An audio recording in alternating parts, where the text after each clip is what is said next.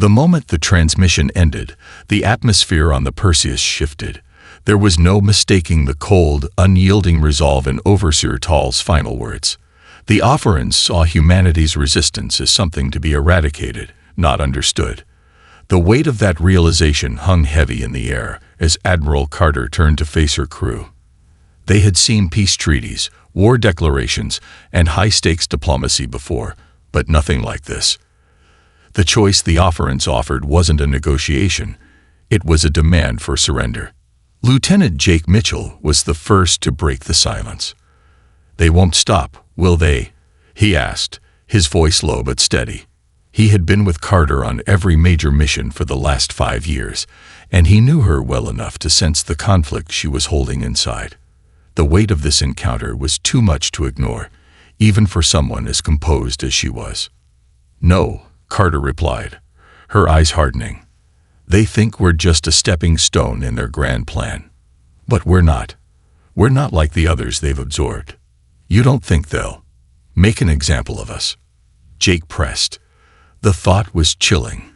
The Offerans had erased entire civilizations before, absorbing them into their hive mind without a second thought.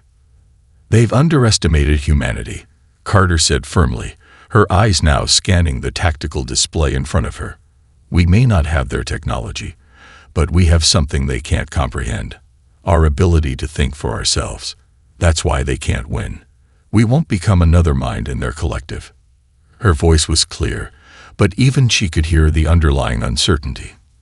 As much as she believed in humanity's resilience, she also knew they were facing a force unlike anything they had ever encountered. "Lieutenant Brooks," Carter called, turning to her communications officer. "Send a message to all Allied fleets. Prepare for a defensive operation. We're not waiting for them to make the next move. We're going to show them that humanity doesn't bend." The officers around her scrambled into action, and for a moment, Carter allowed herself to take a breath. She couldn't afford to feel the weight of fear. The Offerans might be technologically superior, but they didn't understand what it meant to be human. Not truly. "We've got about 3 hours before they reach full orbital position," Lieutenant Mitchell noted, running through the updated data on his screen. "They're waiting for us to make the first move, and we're giving it to them." Carter nodded. "This won't be a traditional fight. We won't beat them with strength alone. It's going to take everything we have: ingenuity, courage, and the will to remain human." As she stood there, looking out at the cold expanse of space, the weight of their mission became painfully clear. This wasn't just a battle for survival. It was a fight for everything humanity had ever known. Its ability to choose its future, to live as individuals, to be flawed, but free. "Prepare for the unexpected," Carter said, her voice gaining strength. "They may think we're broken. Let's show them how wrong they are." The Offeran fleet loomed overhead, an unsettling silence settling in the wake of their demand. The Perseus and the rest of the fleet moved into formation, readying themselves for what could be the most crucial moment in human history. But it was not firepower or tactics that would win this battle. Admiral Carter had made her decision. Earth's fate would be decided through dialogue for now. "We're being hailed," Lieutenant Mitchell said, his voice tense as he turned to face Carter. "They want to speak again." Carter nodded, setting her jaw. She knew what was coming, but she wasn't backing down. She had to make the Offerans see why humanity was different, why the collective mind they offered could never truly work for Earth. On the main screen, Overseer Tall's face appeared once again, but this time his expression was colder, more determined. "Admiral Carter, you continue to resist what is inevitable," he said, his voice a serene, almost disinterested monotone. "We offer peace, unity, and the cessation of chaos. The choice remains yours, but the path will be the same regardless." "We will never become part of your collective," Carter said firmly, her eyes locked on the screen. "Humanity values its freedom. We value our differences, our ability to choose, and most of all, we value our right to be individuals. We are not like the civilizations you've absorbed before. You won't find submission here." Tall's gaze didn't waver. You speak of freedom, yet your species is fractured, divided. Your strength lies in chaos, and that is precisely what you are afraid to lose. In time, you will see that unity is not only desirable, but essential. We offer you peace, and your stubbornness will only lead to unnecessary suffering." The screen cut abruptly, and Carter took a deep breath, her mind racing. She knew the offerants couldn't understand the human need for autonomy, but she had to make them see that their offer was no different from subjugation. What good was peace if it meant losing everything that made humanity human? Jake Mitchell, who had been quiet during the exchange, finally spoke up. "They're not going to stop. I think we both know that. But I'm not sure they even understand what they're asking." Carter turned to him. "What do you mean?" "They don't get it," Jake said, pacing slowly. "Their hive mind isn't just a way of thinking. It's a way of being. For them, unity means no pain, no conflict, no difficult decisions. But it also means no growth, no personal achievement, no art, no creativity. They can't understand why we would reject that, why we would choose to stay separate, to stay human." Carter nodded slowly, a bitter smile tugging at her lips. "Exactly. They can't see the beauty in our flaws. Our diversity is what makes us strong. They think we're weak because we don't think like them." The crew shifted uneasily as the ship continued to drift through space, hovering in the shadow of the offerant fleet. The task ahead seemed impossible, but the Admiral knew one thing: humanity would fight. Not just for Earth, but for the very right to be who they were. A sharp chime sounded across the bridge. The offerants had begun their next move. "Ready for anything," Carter muttered under her breath, locking eyes with her officers. "Prepare for the mind link." Jake's heart skipped a beat. It was happening. They were going to try to force humanity into the collective. Carter looked at him and gave a silent nod. No turning back now.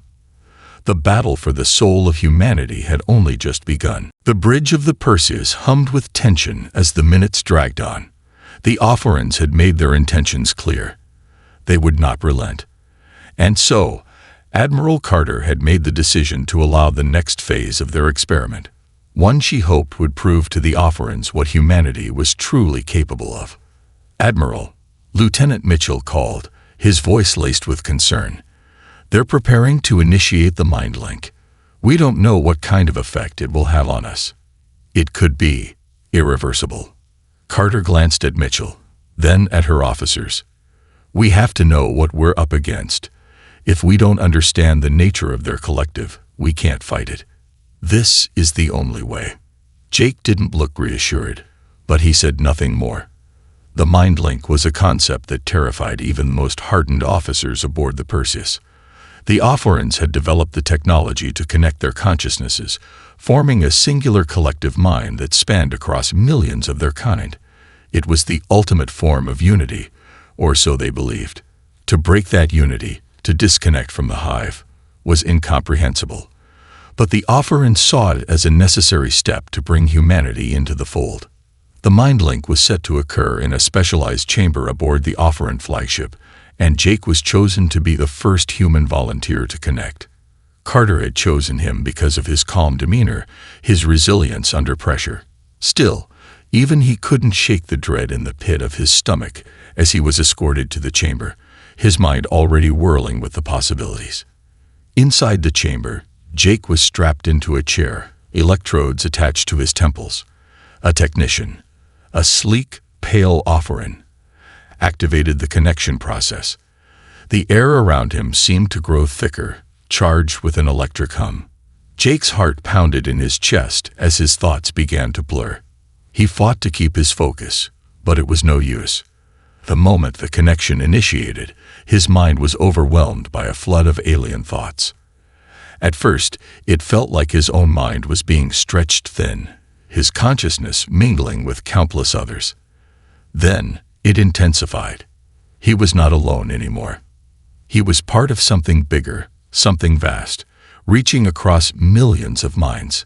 He could feel their collective thoughts, emotions, and memories cascading through him. Cold, impersonal, and sterile. There was no individuality, no sense of self. It was as though he had become nothing, swallowed by the enormity of it all. In the midst of the confusion, Jake found a sliver of clarity. He could still feel himself, a thread of his own consciousness fighting to remain intact. He gritted his teeth and focused on that thread, pulling himself back from the overwhelming tide. For a moment, he thought he might lose himself entirely. But then, with a final surge of willpower, he severed the link. Jake collapsed back in the chair, his body trembling. His mind was reeling, trying to make sense of what had just happened. The silence in the chamber was deafening. The offer-end technician stood nearby, watching, emotionless. "You okay?" Mitchell's voice crackled through the comms. Jake swallowed hard, fighting to regain his composure. I'm fine. But that was nothing like we expected. It's like being consumed, swallowed whole. I don't know how anyone could live like that." Admiral Carter's voice followed, steady and resolute. "What did you learn?" Jake took a breath, his mind still hazy from the experience. "They have no sense of self, no individuality. It's a cold, empty existence. They think we're flawed because we resist, but we're not. Our flaws are what make us strong." Carter nodded slowly, her eyes hardening. "They'll never understand. But now we know what we're up against. This battle won't be won by firepower. It'll be won by our humanity." As Jake was escorted back to the bridge, he couldn't help but feel a profound sense of relief that his mind was his own once again. But it was also clear to him, this was just the beginning. The offerants might not understand human strength, but soon they would learn that humanity's greatest power was not in the unity of one mind, but in the strength of 1,000 different thoughts. And soon, the fight would turn from a battle of minds to one of willpower. The experience in the mind-linked chamber haunted Jake Mitchell as he walked back to the bridge. His head still throbbed with the echoes of the collective consciousness, a constant hum of alien thoughts that lingered just beneath the surface of his own mind. It had been a chilling reminder of what the offerants were trying to impose on Earth, and the lengths they were willing to go to bring humanity into their fold.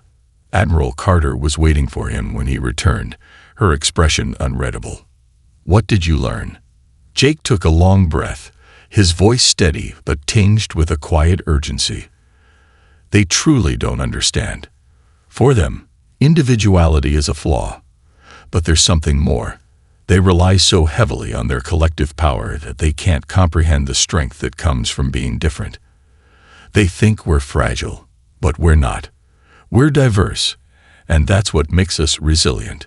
Carter nodded thoughtfully, her gaze turning toward the view screen. The offerant ships still hung in orbit, silent and imposing. Their offer to join the collective still loomed over them. But now it was clear that their definition of peace was anathema to everything humanity stood for. "We need to break their hold on us," Carter said, her tone more resolved than ever. "But we can't just fight them with force. They want us to conform, to submit. If we resist that, we can make them understand what it means to be human." Jake looked at her, understanding dawning in his eyes. "You're saying we need to show them that our strength lies in our diversity, in our individuality. We fight back, not by matching their collective power, but by proving that we don't need it." "Exactly," Carter said, her voice gaining strength. "We'll use everything that makes us human, our creativity, our unpredictability, our refusal to be molded into something we're not. We'll make them see that the very thing they think makes us weak is the key to our survival." She turned to her officers, who had been listening intently. "Prepare the fleet. We're going to send a message, and it's going to be loud and clear. The offerants may have the power to control minds, but they can't control what we are." A murmur of agreement spread across the room. Carter's crew was loyal, and they trusted her judgment, but the stakes had never been higher. The offerants were a formidable opponent, their technology far beyond anything humanity had developed. Still, Carter knew they could not be beaten by conventional tactics alone. The fight for humanity's soul would have to be something more, a battle of ideals, a struggle to retain what made them unique. "Jake, I need you to help us understand their technology more," Carter said. "We can't win this battle on their terms. We have to find a way to disrupt their collective network. If we can break their communication between their minds, we might have a chance to take the upper hand." Jake nodded, already processing the data he had gathered from his experience in the mind-link chamber. "I'll need time to analyze the connection more closely. But I think we can do it. I felt the boundaries of their collective. They're not as invulnerable as they think." "Good," Carter said, her eyes gleaming with determination. "We'll find a way. We'll remind them what it means to fight for your freedom, to fight for your mind. And when we do, they'll learn that humanity is not something they can conquer." The Perseus shuddered as the crew made their final preparations. The battle ahead would not be won through brute force alone, but through an unwavering belief in what it meant to be human. The Oppressors had made a grave mistake in underestimating Earth's resistance, and now, the time had come for humanity to show them that no mind could ever be forced into conformity, not without a fight. The tension aboard the Perseus had reached a breaking point. Every officer on the bridge felt it, the unbearable weight of the unknown. Their preparations were nearing completion, and in less than an hour, the fleet would begin their offensive. But it wasn't just the typical military operation they were about to launch. This was something deeper, a fight for their very identity. Jake Mitchell stood hunched over a console, his fingers flying over the controls as he combed through the data gathered from his experience in the mind link. His hands trembled slightly, the aftereffects of the connection still clinging to him.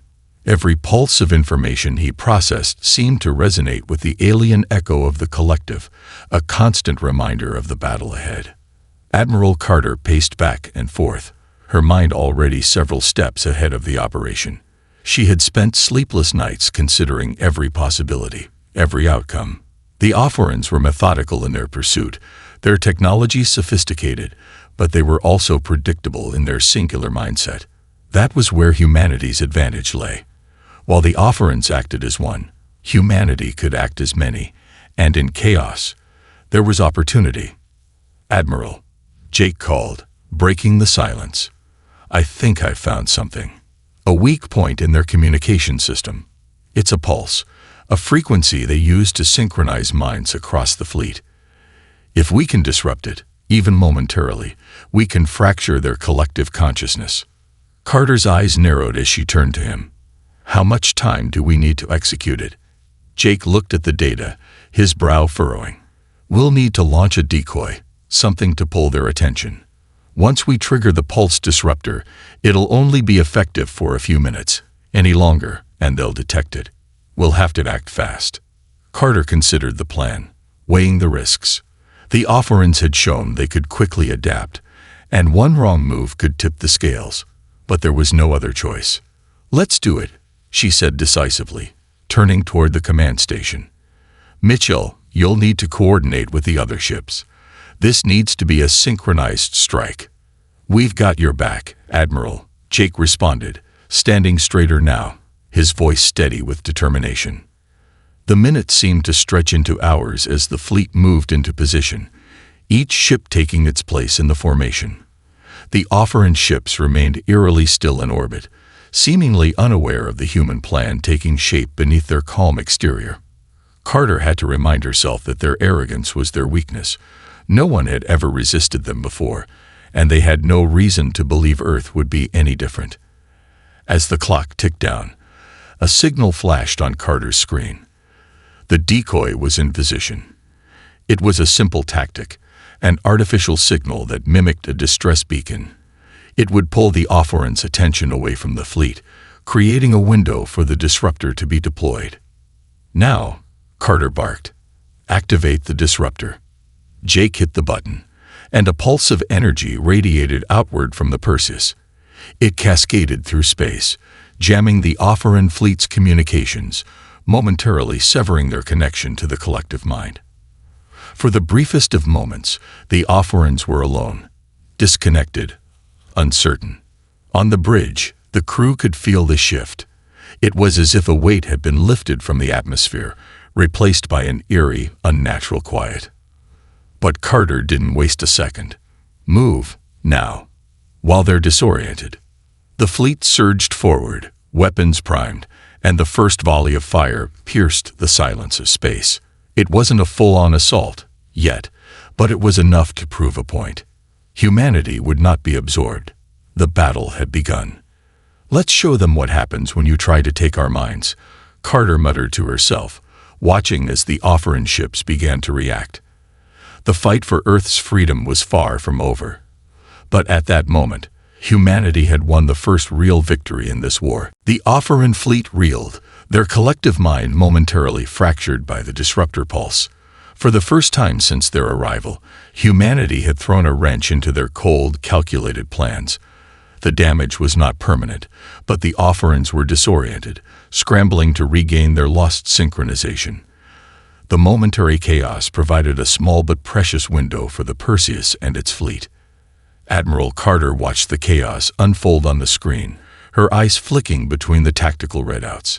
The Offerin ships were beginning to reorganize, but their once imposing formation now seemed erratic and less cohesive.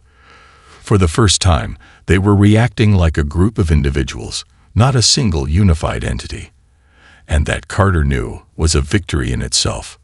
"All ships, stay on target," she commanded, her voice cutting through the controlled frenzy on the bridge.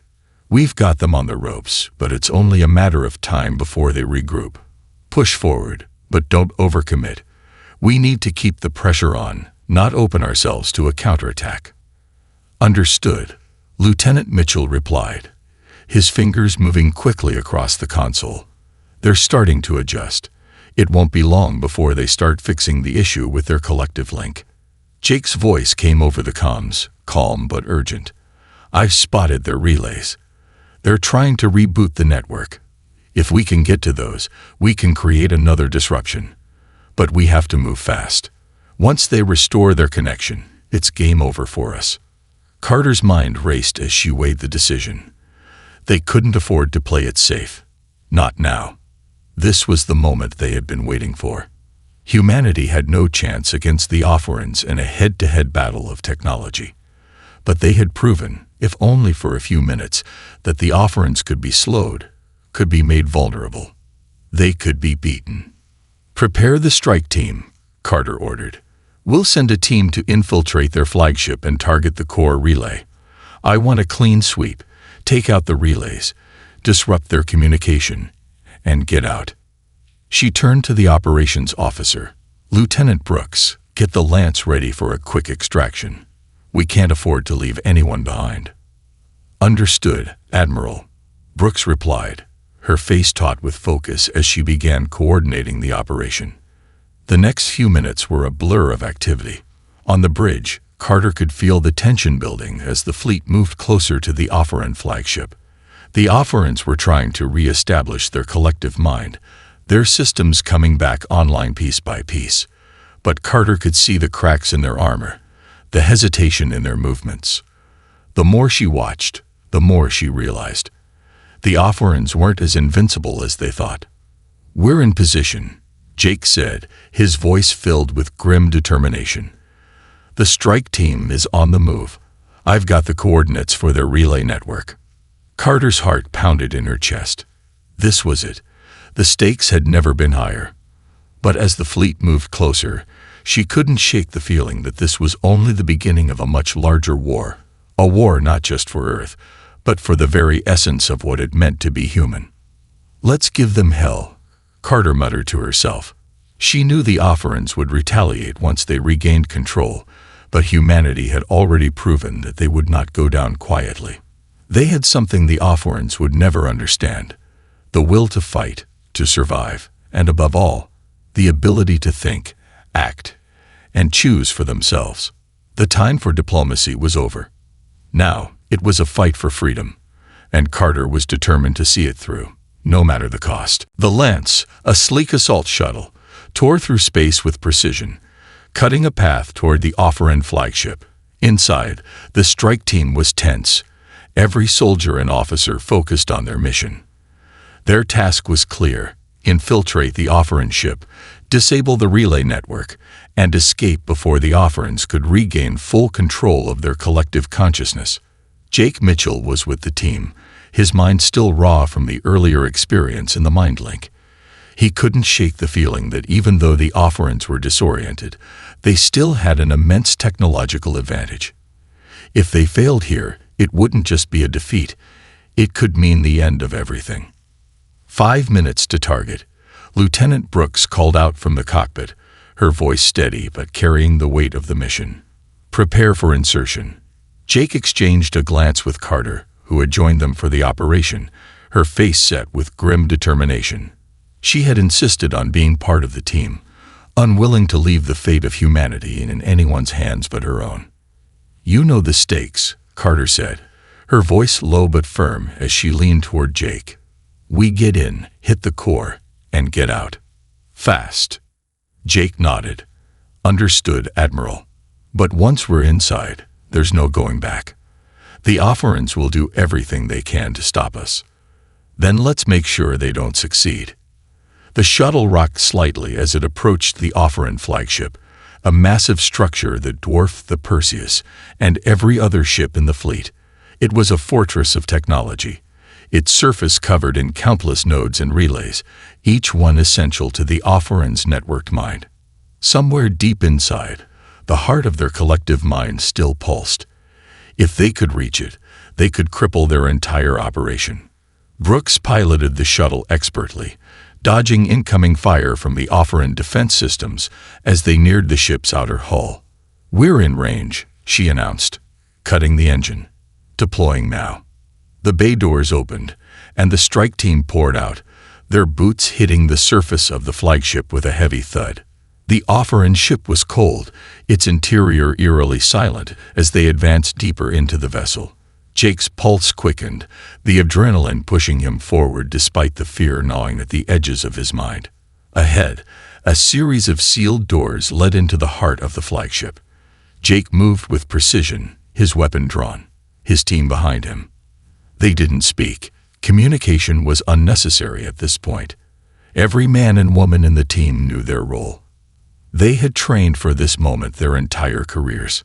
Suddenly, a shudder ran through the ship, and the lights flickered.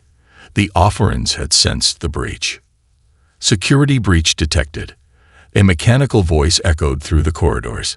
Immediate response required.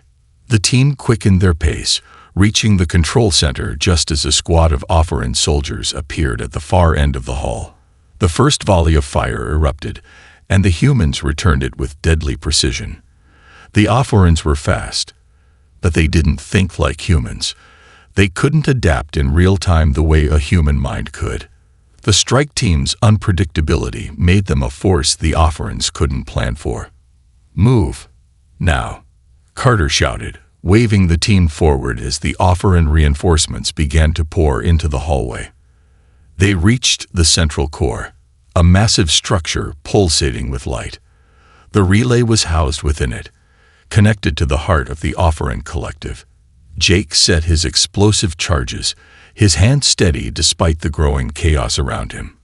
He could feel the Offerans trying to re-establish their connection, their thoughts pressing in like a distant storm on the horizon. "Charges set," Jake said, backing away from the core. "Let's go. We don't have long." They ran, the sound of pursuit echoing behind them. They had broken the heart of the Offeran collective, but they still had to escape the ship before the Offerans could adapt, before they could retaliate. The countdown to detonation began, and Jake's mind raced. Was it enough? Would it be enough? 3 minutes, Carter called out, her eyes scanning the ship ahead. Keep moving. The Offerans would fight to protect their mind. Jake knew that, but they had a different kind of strength, one born of individuality, of unpredictability. It was that strength that would win this war, and they couldn't stop now. 2 minutes, Carter's voice came again, strained but resolute. Jake's thoughts sharpened. They were in this together. They would make it out. Because humanity, for all its flaws and differences, would never stop fighting. The future of Earth depended on it. As they reached the shuttle, the explosion tore through the flagship, sending shockwaves across the hull. The lance shot away from the ship, escaping just as the Offerent vessel began to crumble. The mission was a success. For now, humanity had struck a blow that would echo through the Offerent collective. The war had just begun, but they had given the Offerents something to fear. The lance tore through space, the Offerent flagship's massive explosion still rippling in the distance. Inside the shuttle, the strike team was silent, their faces illuminated by the faint red glow of the control panels. They had achieved the impossible. The core relay had been destroyed, disrupting the Offerent collective mind. The pulse of victory was still fresh, but the cost of the operation had been high. Jake Mitchell sat at the rear of the shuttle, his hands still trembling from the adrenaline, his mind spinning with the intensity of the mission. He tried to focus, tried to push away the weight of what they had just done. The Offerents had lost their most vital communication link, but they would be quick to retaliate. Humanity had just cracked open a door, but the Offerents would stop at nothing to close it. Beside him, Admiral Carter's gaze was fixed on the view screen. The Offerent fleet was now in disarray, their ships pulling away from the conflict zone as they scrambled to regain control. Yet Carter's face was grim, her mind already on the next phase of the fight. "Jake," Carter said, her voice steady, "how much time do we have?" Jake wiped the sweat from his brow, looking over the data. "We've caused a significant disruption, but their collective will re-establish itself soon. It's only a matter of time before they adapt to the loss." "We've given ourselves a window," Carter replied. "Now we have to make it count." She turned to the communications officer. "Contact the fleet. Get them ready for the next wave. We hit them hard now, before they can regroup. We've disrupted their minds. Now we need to disrupt their control." The officer nodded and began relaying commands. Carter turned back to Jake, her expression softened for a moment. "You did good, Jake. I know it wasn't easy." Jake looked at her, then out the window. The vastness of space seemed to mock the chaos they had just left behind. The Offerents were not a race that was easily defeated, and though they had struck a blow, there was no denying the magnitude of what was to come. This war wasn't just about defeating an enemy fleet. It was about breaking a mindset, about showing the Offerents that humanity could never be fully controlled. They would fight back, no matter the odds. "It wasn't just me," Jake said quietly. "It was all of us. The fleet, the strike team. We've all done our part." Carter nodded. "That's the human way, isn't it? We don't act as one single entity, but as millions of individuals working toward the same goal. And that's why we'll win." The shuttle hummed with the motion of the engines as it continued toward the Perseus. They had inflicted damage, but the war was far from over. They knew the Offerents would retaliate in force, and soon, every human mind would be tested. The Offerents were learning about humanity's greatest strength, the very thing they thought made them weak. But the price of this victory was high. Many lives had already been lost, and more would follow. The question was no longer if humanity could resist. It was how much they were willing to sacrifice to preserve their freedom. As the shuttle docked with the Perseus, Carter stood, her eyes fixed ahead. "Get ready. The next battle starts now." Jake stepped off the shuttle, his heart heavy but resolute. They had won a small victory, but the fight for Earth's survival and for humanity's right to remain free was only just beginning. The Offerents had underestimated them once. They wouldn't make that mistake again. The war would continue, and humanity's strength, born from their differences, their individual wills, would be the force that saw them through.